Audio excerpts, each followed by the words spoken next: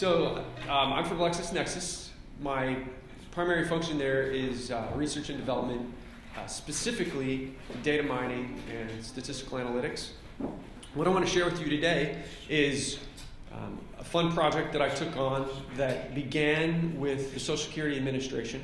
They wanted to clean up their master death record, which is essentially all of the Social Security numbers that have been issued to people within the United States that are marked as deceased. Now, it doesn't probably sound like a very interesting problem at first, but if you are working in the United States and you are earning Social Security credits, you don't want to be marked as dead, right? You want to accumulate those credits.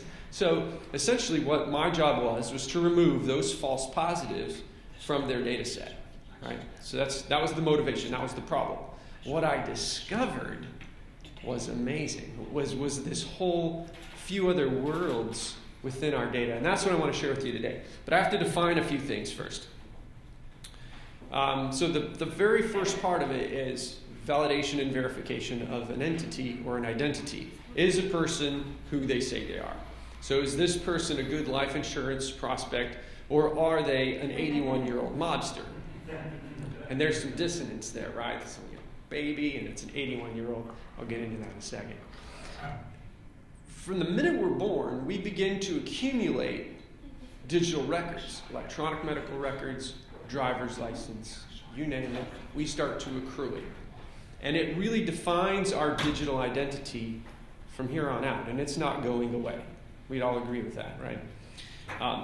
In order to bring it all together, we do this process called entity extraction, and really all that is we cluster all of those data sets together to form a cohesive person or a cohesive representation of a person in data, right? This isn't rocket science anymore, or if it ever was. So back to that 81-year-old mobster. This is Whitey Bulger, who was literally a mobster, and he was hiding as Charles Gasco with his wife Carol Gasco. When I searched through all of our data, and we have somewhere around 17 billion public record data points, I only found the last name Gasco, G-A-S-K-O, 746 times, which tells me that it is a very, very unique name, right? Incredibly rare name, if I've only found it that many times. What's more, I only found one person with some variation of the last name Gasco with the first name Carol. One record. So, in my world, when I see an identity that only has one record, they're a baby. You follow me? So they were very adept at hiding digitally. So not only were they on the lam and they're hiding physically, they're hiding digitally as well. And something I joke about, but you'll see the utility type is a U, and what that means is this was actually a utility record, meaning like a gas or electric company record. And the ironic thing is it's gas co. They maybe meaning company. Maybe they were thumbing their hand at us. I'm not lying. That's how it worked out. So he was found, but as we ingest all of this data, we can measure really interesting things about people, like economic trajectory, on one dimension. Where do they live? So taking an address chronology, we can measure, are they stable, but in a like a college dorm? That's the low but stable. Have they graduated from college and they're on this increasing economic trajectory where they purchased a condo, they fixed it up, they sold it, they bought a house, now they're moving up to the suburb with a bigger house, more land? Or are they the Donald Trumps, where their net worth is just swinging in huge volumes, but it's always very high, on average it's very high. So we can sort of classify then these identities based on something as simple as where they live, right? And you do the same thing, the dominoes, by measuring how much pizza somebody's ordering. If it snows a lot, they order more pizza. If it's Monday Night Football, they order a lot, right? So what do identities look like? I'm working on this idea called emergence, and I like to compare the emergence of an identity similar to that of like DNA. So your emergence pattern, all of us in this room, is very unique, and it defines you. So not only is your digital identity unique to you, but its emergence and how it builds is unique to where you come from. If you're a student studying in the United States, if you're a migrant worker, if you're a foreign national, or if you're natural born. Those emergence patterns are all very distinct, very unique. This is essentially, I just took 17 of our basic data sources across the bottom. Includes things like credit bureau, DEA licenses, if you're in the military, if you own aircraft, watercraft, phone, if you're a voter, professional license, those types of things. When you compare it against emerging identities, you can see that the pattern is it's drastically different. Right? Everything is suppressed. The volumes of those sources are much lower. Does this make sense? So this is the idea of emergence. This is going to be important in a second. So once we have all of that information, that chronological information, we're able to do identity chronology, which maps out essentially all of your life events. Very similar to what Michelle showed this morning in terms of how people buy cars, and then they might diverge from being very loyal to a brand to another brand. We can do the same thing, but we can do it with every single life event that exists within our data. And so we create now this real life emergence. So essentially this is Facebook timeline, but it's with all of the other data that you can't necessarily touch. You create it just by living. Whereas in Facebook, that's more curated. You create that data. It can be fake. But this typically can't be faked. And the reason why I bring up that distinction is because when I started this project, I wanted sources that forced someone to go in front of a counter, physically go to a counter, be present, and conduct a transaction. So whether it's voter registration or voting, it is driver's license renewal, auto registration, those types of things. So I call it security at the counter. Oh, sorry. I'm not going to repeat that. I get carried away. I walk around. They usually hook me up with a little face thing. All right, so now we have an identity chronology. The next logical step is once we know the mappings of a person and where they go, we can also take those bits of data and we can create a social network based on the cohabitation, so shared addresses. So Jesse and Deborah Shaw live at a specific house for 10 years or so. We could probably guess that they're either brother and sister or they're married. Does that make sense? So this is our spin of social network. Shared businesses, shared assets, cars, that sort of thing. So, and we can use that to verify the veracity of an identity by a little bit of network math overlapping our public record network with, say, a public record network like Facebook, and we can actually, we don't need any PII or SPII, public information or personal information about that person, and we can. So essentially, I developed this for Facebook to find sex predators. Okay, the network on the yellow was the data they gave us. Network in the blue is our data with our red target. So just by doing a network compare, I was able to identify sex offenders in the Facebook data without actually having any PII whatsoever. So it's very unobtrusive. They didn't actually buy this, but we patented it. So if they want it, they have to actually pay for it. But we can do that now since we built that chronology. The reason why that's important is I'm getting into the zombies. Let's see. And we actually took that a step further, and not only can we verify the validity of a person's network of people, we can do it over a geographic distance. And this is something else that I patented last year. It essentially looks at this is my network on the left, and we have identity theft victims on the right. And you can see that my personal network footprint does not match, thank goodness, the network on the right. So what we do is what we call burn in a haystack. We sort through all of the networks, and we find the networks that do match up.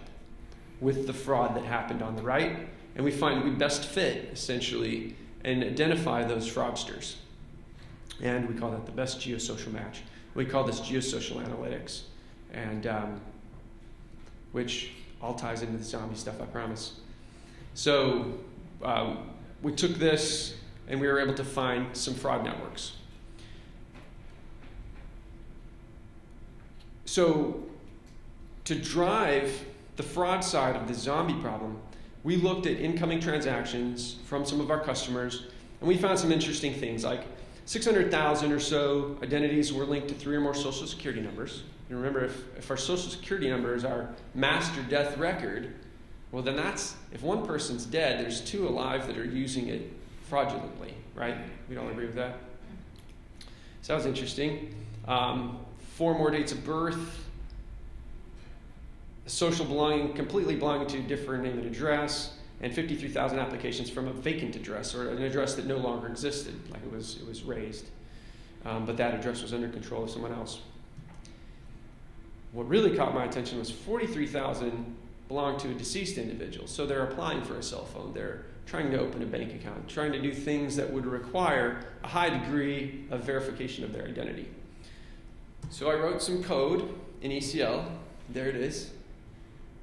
So 42 lines of code essentially allowed me to sort through those 17 billion records, specifically 7 sources that I felt were the most trustworthy data sources. And again, they were things like voter registration, driver's license data, which is regulated, highly regulated. Again, this is for the government, so they let me do it. And other sources. And I just did some typical electronic data exploration, and I found that zombies tended to cluster along the Mississippi River, which, you know, and I looked at cities, so there were 5,300 zombies in Los Angeles, and, you know, it was pretty much proportional to a population. So I didn't find any real breakouts. The zombie problem is proportional to population. But it did tend to cluster along the Mississippi River, which I thought was interesting. I can't explain that, but one place I can explain is, and I think I talked about this over lunch. Yeah, I did. Highland Park, Michigan, that's real close. I found 61 zombies living in these 4 locations. And you'll notice that the duplex on the right-hand side is boarded up. So this is an instance where an address is in control of a vacant address. This would be marked vacant by the U.S. Postal Service. And you'll also see in my time slices, so this is 2013, just 2 months, you'll see that I saw 13 people move. April, and then June, I saw 16 people move to these 4 locations. And 13 of them, is it 13? Yeah, 13 were zombies, median age of 20 years old, which means that these people had died when they were young, and that the identities were being used then after the fact by parents or fraud spreads like a virus, to be honest. It can be traced to social groups, and that's why I talked to you about the social clustering and geosocial clustering. So once a fraud is created and discovered, it spreads like wildfire, and typically that's how we are able to find who started it. It just all rolls back to patient 0, just like a virus does. In this particular case, we saw in May 7 identities hit there for the first time. And so why that's an important indicator is because, well, that tells us that those identities were deceased at a very young age, and they popped right there for the first time. The fun fact is that car, which was registered after the August 13th, the day that the picture was taken, at the address that's boarded up. So, you know, so there's some fraud that's happening there. How many more minutes do I have? Just a few? 2 more? All right. So I'm just going to go. This is another good example of how time series can help us to find the emergence of a zombie. This was Joseph Keenan May, who was a law enforcement officer who was accused of raping someone out in Florida like 23 years ago. He stole his deceased nephew's identity and lived in Alaska for 23 years, applied for Social Security benefits, and was found that he was not the person that he said he was. But you can see that not only did he, I don't have enough time to go into this in detail, but you'll see that he also, not only did he use his nephew's identity, he started to create what we would call a synthetic identity, another person.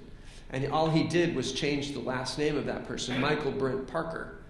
His relative was Michael Brent Camp, but Michael Brent Parker, we saw move from a social network analytics perspective every month with our bad guy, with our fugitive. So after the dust cleared, there are 4 types of zombies that we uncovered. Child parent, which is when my father passed away, we're still, he owned land in Montana. That's still in his name.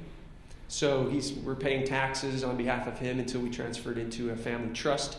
So probate, as soon as probate is finished, my father, his digital identity will be laid to rest. So there are real reasons why it can happen, right?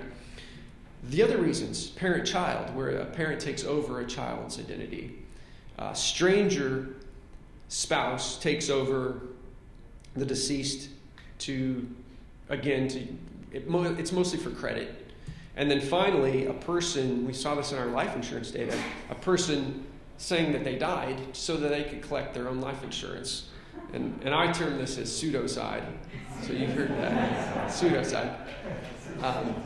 And they can actually create synthetic identities and kill off those synthetic identities as well and collect the benefits. So again, that's a different type of fraud.